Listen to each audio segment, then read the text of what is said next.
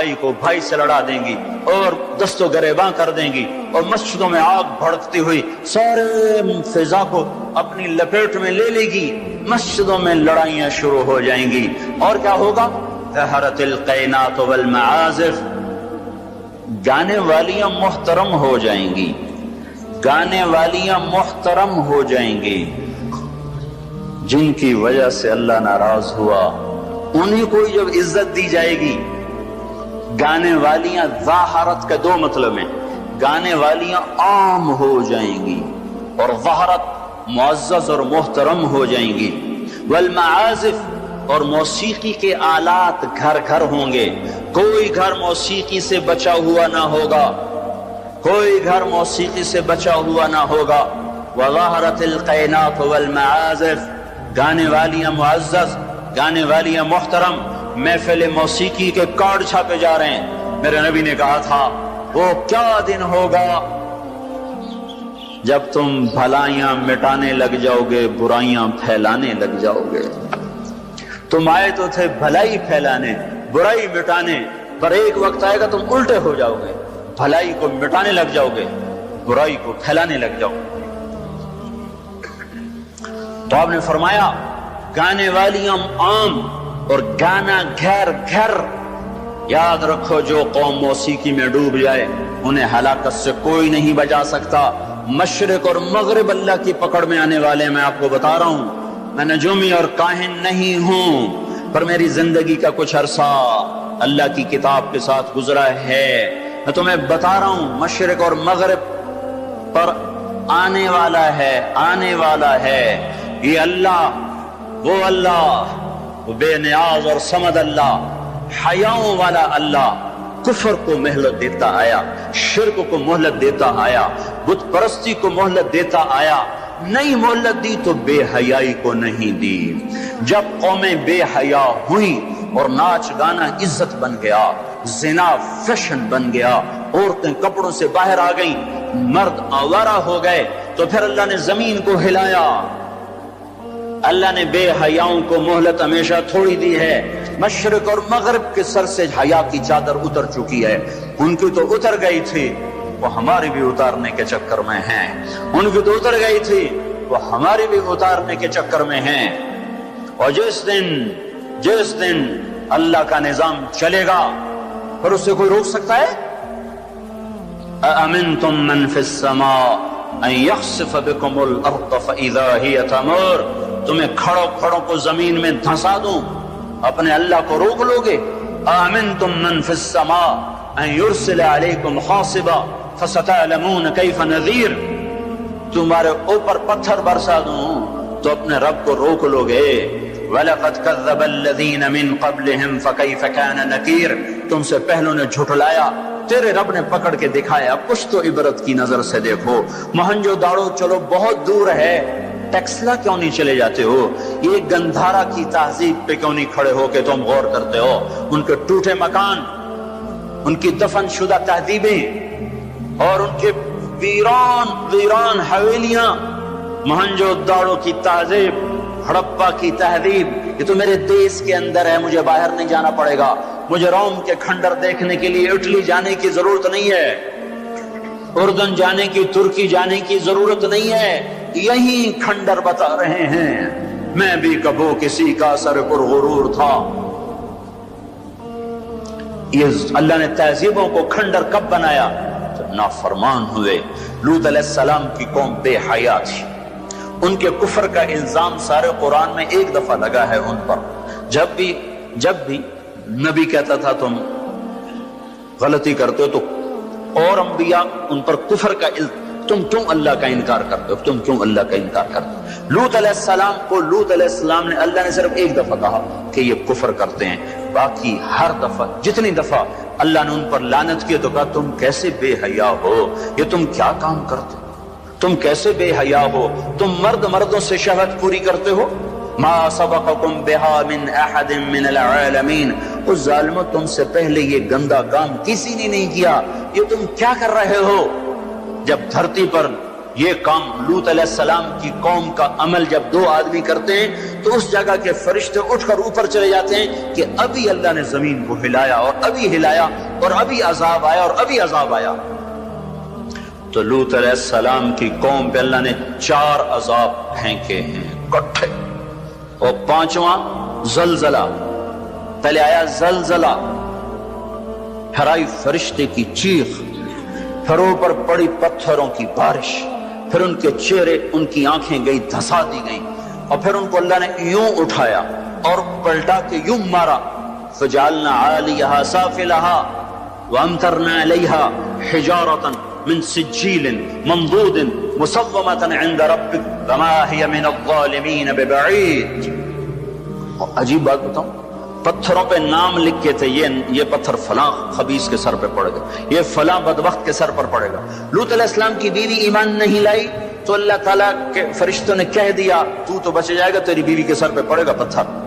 اور لوط علیہ السلام اتنے تنگ آ چکے تھے، فرشتوں نے انہوں نے پوچھا کب عذاب آئے گا؟ لوط علیہ السلام نے پوچھا فَأَسْرِ بِأَهْلِكَ بِقِطْعٍ مِّنَ اللَّيْلِ وَلَا يَلْتَفِتْ مِنكُمْ أَحَدٌ وَامْضُوا حَيْثُ تُؤْمَرُونَ. لوط علیہ السلام کہنے کہ عذاب کب آئے گا؟ تو فرشتوں نے کہا ان موعدہم الصبح. ابھی نہیں، ان موعدہم الصبح، جب صبح کا چاندنا ہوگا تو ان پر عذاب آئے گا. لوط علیہ السلام اتنے تنگ آ چکے تھے، کہنے لگے نہیں نہیں نہیں نہیں، صبح بڑی دور ہے، ابھی لاؤ ابھی لاؤ. تو جواب میں فرشتوں نے کہا الیس الصبح بقریب، صبح بھی تو قریب ہی ہے. الیس الصبح بقریب ان موعدہم الصبح الیس الصبح بقریب، یہ قرآن کی آیت ہے. فرشتوں نے کہا بس 3-4 گھنٹے کی بات ہے، نکلو. فلما اتاہا امرنا، پھر اللہ کا امر آیا. کہاں ہے اللہ؟ کیا ہمارا کیا پڑھے لکھا دور ہے، سائنس کا دور ہے، ترقی کا دور ہے، پلیٹیں ہلتی ہیں، اللہ ویلا بیٹھا ہوا ہے. ہاں ہاں واپس آؤ واپس آؤ. عقل کی پرستش نے یونان کو کیا دیا، رب کی پرستش نے دیا جو بھی دیا. اللہ اس کے رسول کی غلامی سے سہرے بندے ہیں، جس کے بھی بندے ہیں. وہی عزت کی سیڑھیوں پر چڑھا ہے جس نے اللہ رسول کے غلامی کا دم بھرا ہے، جس نے ان کی چوکٹ کو چوما ہے، وہی دنیا اور آخرت میں سرخرو ہوا ہے. بے حیا معاشرہ ٹوٹ جاتا ہے اور بے حیائی ننگی ہو کے ناچ رہی ہے. کیا حیرت کی بات ہے کہ ننگے ناچ سکرین پہ دکھائے جا رہے ہیں اور دیکھنے والے مزے سے بیٹھے دیکھ رہے ہیں. تو کیا میرے اللہ کو غیرت نہ آئے گی؟ میں یہ لوط علیہ السلام کی قوم کے علاقے میں پھرا ہوں. 300 میل کا علاقہ ہے، غور آج کل اس کو کہتے ہیں. پوری پٹی پہ پھرا ہوں. وہ سارا پہاڑی علاقہ ہے، اسلام آباد کے پہاڑوں جیسا، بڑے نہیں، چھوٹے چھوٹے خوبصورت پہاڑ. چلتے چلتے ایک دم بیچ میں نشیب آتا ہے اور یوں زمین 300 میل تک بیٹھی ہوئی نظر آتی ہے. عربی زبان میں بیٹھی چیز کو غور کہتے ہیں. یہ زمین کیسے بیٹھ گئی؟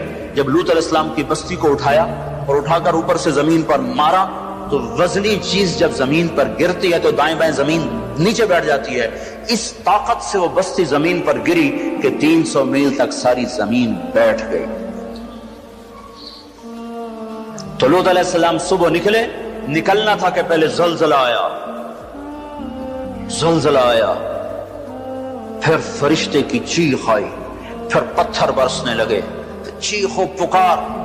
لوط علیہ السلام نے بیوی سے کہا تھا پیچھے نہ مڑ کے دیکھنا، پر اللہ کا فیصلہ ہو چکا تھا کہ اس کا بھی سر ٹوٹنا ہے. تو چلتے بس وہ نہیں رہ سکی، ذرا یوں اتنی کو گردن ٹیڑھی ہوئی تھی کہ اوپر سے پتھر آیا اور اسے بھوسا بنا کے پھینک دیا. تو میرے بھائیو، ہم سب خطرے کی لپیٹ میں ہیں. باری لگ چکی ہے، نمبر پہ نمبر، نوبت پہ نوبت. یہ ہوگا یا لوگ توبہ کریں گے یا اللہ کی نشانیاں کھل کے آئیں گی. جب یہ ہوگا جب میری امت گانے بجانے کو جو قومیں گانے بجانے میں ڈوبتی ہیں وہ ہلاک ہو جاتی. چلو میں کہتا ہوں وہ جو پورا قرآن بھی پرانی کتاب اور حدیثیں بھی پتہ نہیں ہیں کہ نہیں ہیں.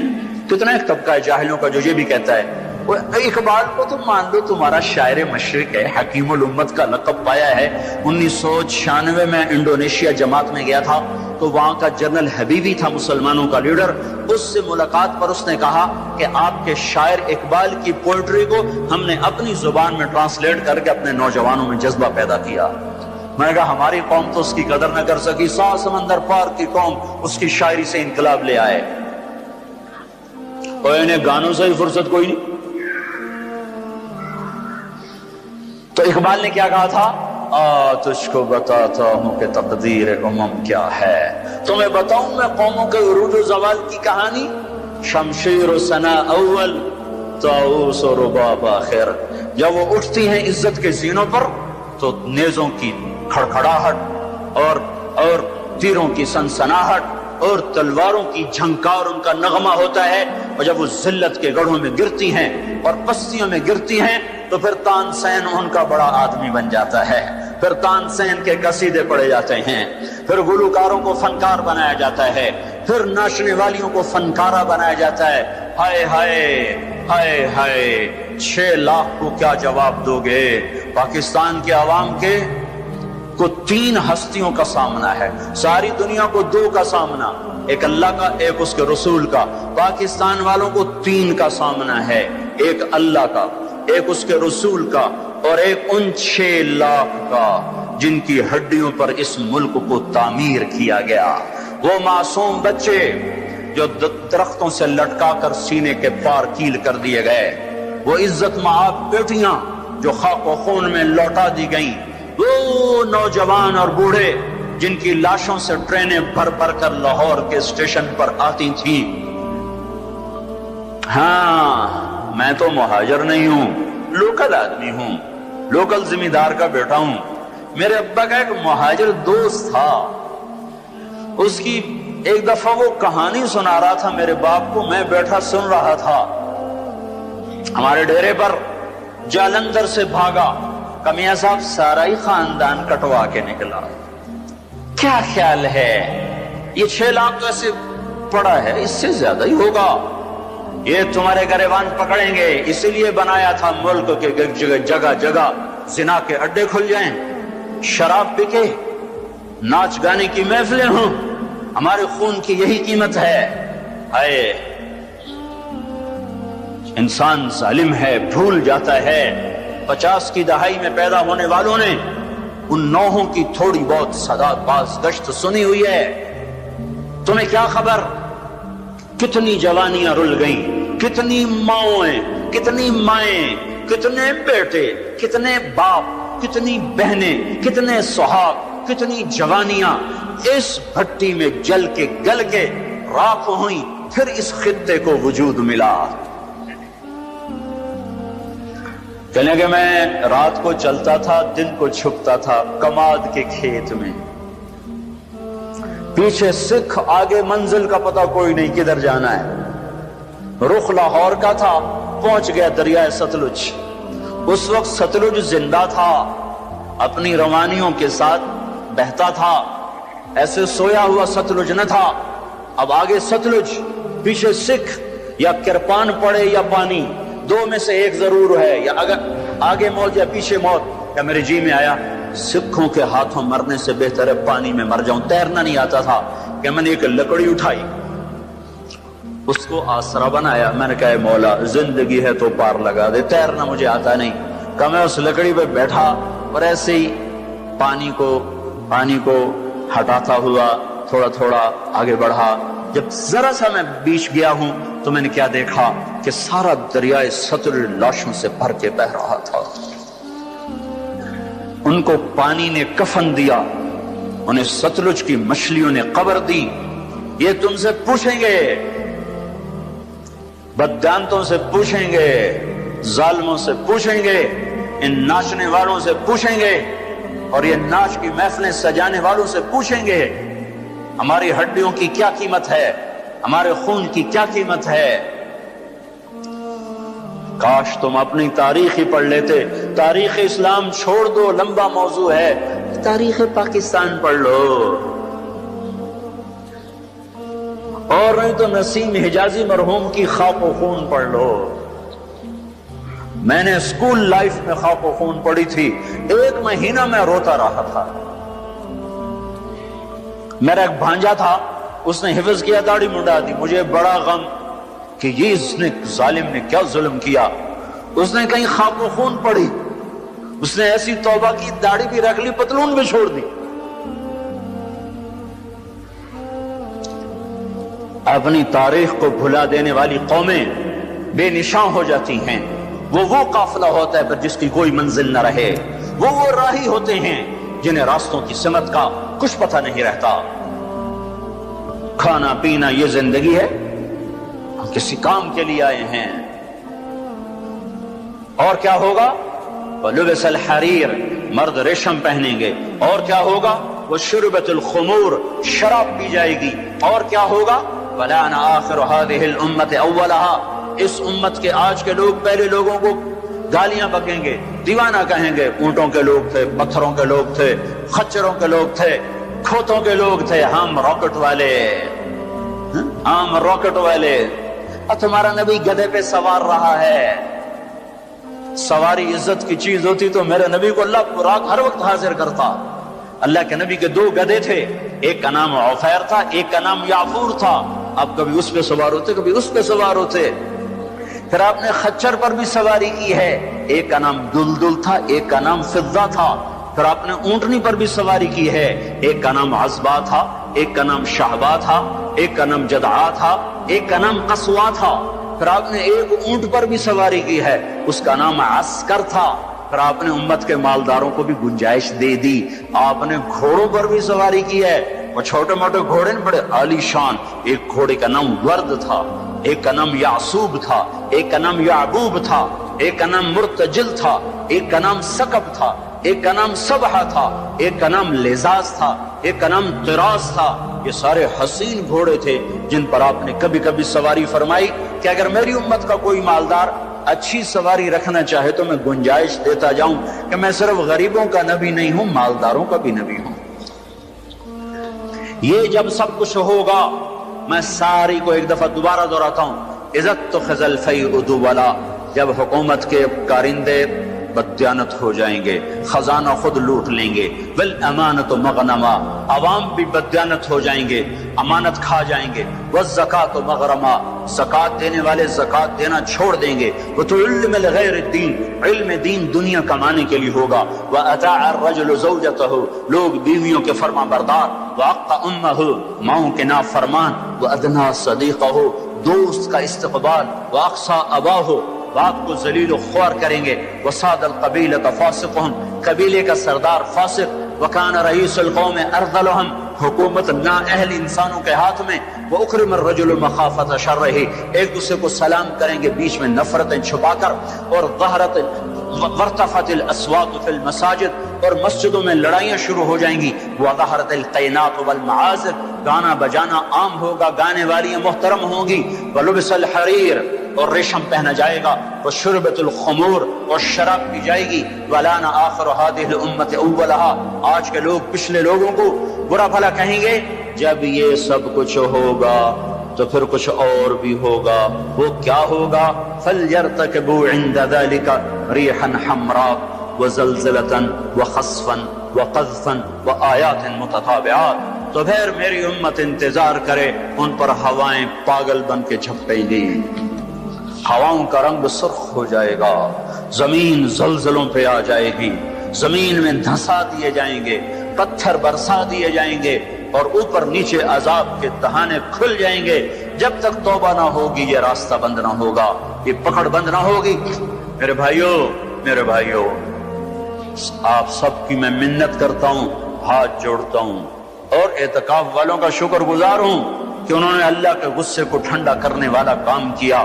آپ سب سے بھی کہتا ہوں کہ ہم سب اللہ کے دربار میں جھک کر توبہ کریں۔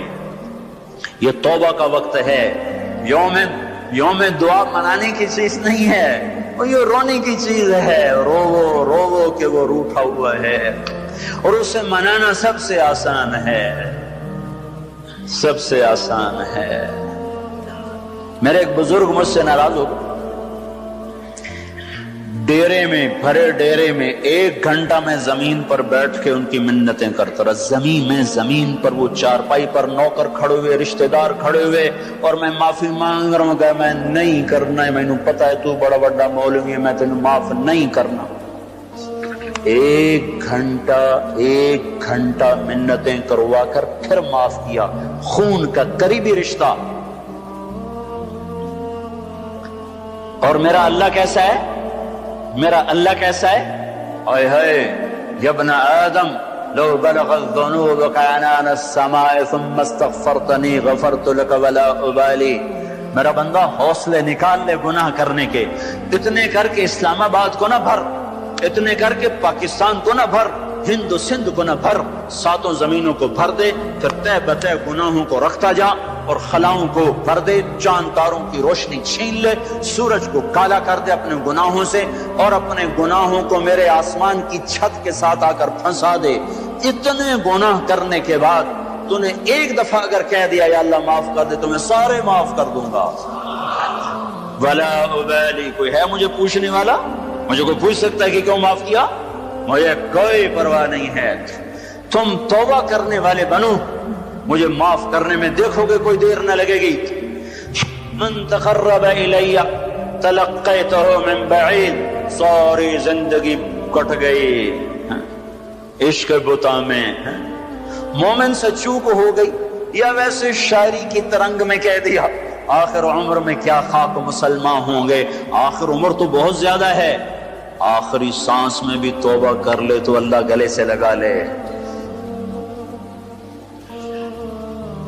جو اپنے گناہوں کا بوجھ لے کر ندامت کے آنسو بہاتا ہوا بوجھل قدموں کے ساتھ اللہ کے گھر کی طرف بڑھتا ہے کہ آج اللہ کو منانے جا، آج اس سے صلح کرنے جا رہا ہوں۔ ماؤں کو منانے جاؤ وہ بات نہیں کرتی، باپ کو مناؤ وہ الٹا پٹائی کرتا ہے، بھائی کو منانے جاؤ وہ دروازہ نہیں کھولتا، اور رب کو منانے جاؤ کب جب بال گناہوں میں جکڑا ہوا، جب رواں گناہوں کا گٹر بنا ہوا، جب پیچھے مڑ کے دیکھو تو کوئی ایک کرن کہیں نیکی کی نظر نہ آتی ہو، سیاہیوں میں لتھڑا ہوا، گندگیوں میں ڈوبی ہوئی یا ڈوبا ہوا، لتھڑی ہوئی یا لتھڑا ہوا، غفلت میں زندگی گزارنے والی یا گزارنے والا، جب یہ بوجھل قدموں سے اللہ کی طرف بڑھتا ہے تو میرا اللہ کہتا ہے ٹھہرو، میں تیرے استقبال کے لیے عرشوں سے نیچے اتر کے خود آگے آ رہا۔ تلقیتہ من بعید، آؤ جی ہم آگے نہیں بڑھ جاتے اپنے قریبی دوست کے لیے، آؤ جی۔ تو یہ کچھ میرا اللہ کہہ رہا ہے، جو توبہ کرنے میری طرف آتا ہے میں آگے بڑھ کے اس کا استقبال کرتا ہوں۔ ومن اعرض عنی نادیتہ عن قریب، جو مجھ سے روٹھ جاتا ہے اس کو خود قریب جا کے بلاتا ہوں۔ الی این اولک رب غیری، میرا بندہ کو مجھ سے پیارا رب تیرے پاس ہے؟ کہاں جا رہے ہو؟ جس سے ماں نافرمان بچے کو کہتی کہاں جا، جاہل تھے، جانور تھے، اور جب انسانیت کا شعور آیا تو وہ اٹھ کے اللہ کے پاس چلے گئے، اور تمہارے ہیں تو قدر کر لو، میں تو محروم ہوں ان دونوں سے، تمہارے زندہ ہیں تو قدر کرو ورنہ کف افسوس ملتے رہو گے۔ موسیٰ جیسوں سے اللہ نے کہہ دیا جب ماں مر گئی، موسیٰ کوہ طور پہ اب ذرا سنبھل کے آیا کرو، دعائیں کرنے والی چلی گئی۔